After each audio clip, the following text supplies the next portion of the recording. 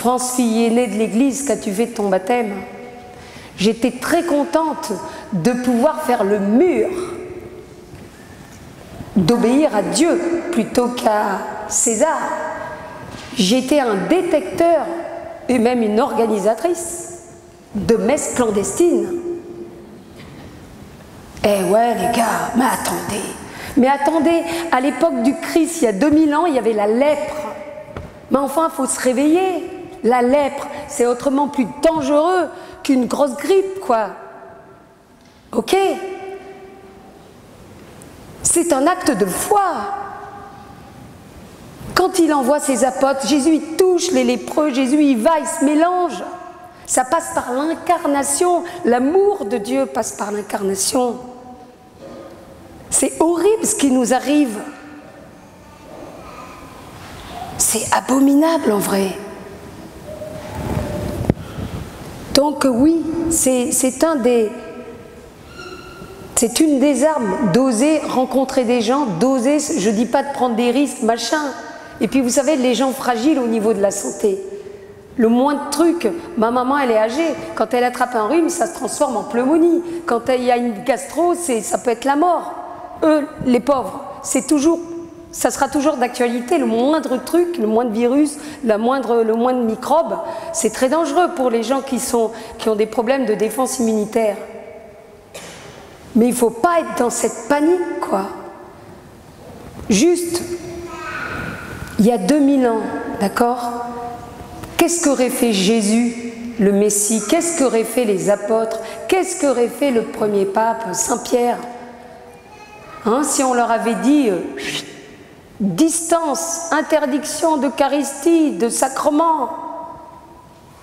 Mais vous croyez que Jésus serait allé prêcher avec un masque? Les uns les autres. Non mais attendez.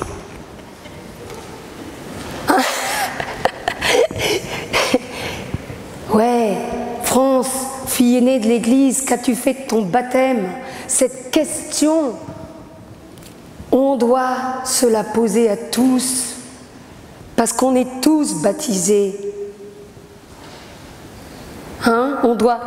Qu'est-ce que c'est que le baptême déjà? Vous savez que le baptême, dès lors qu'on est baptisé, on est envoyé en mission. Hein?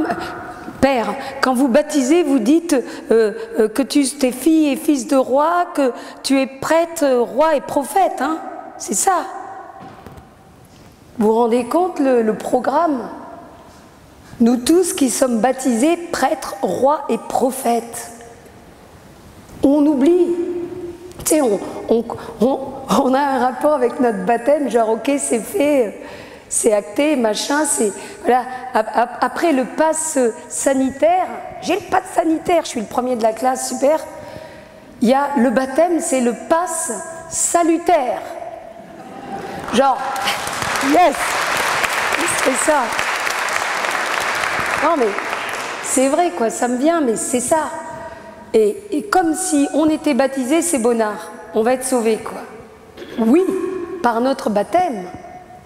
Le Seigneur nous offre, nous donne le code d'accès au paradis.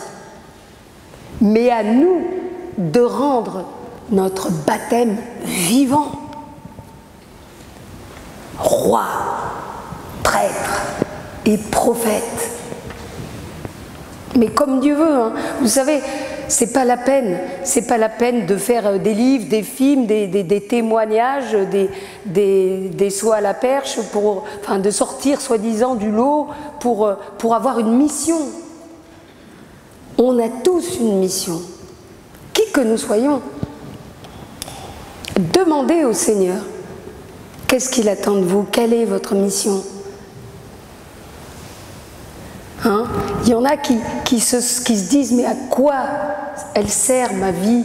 Je suis une petite personne, j'ai une petite vie, j'ai un petit boulot, et encore parfois j'ai plus de boulot.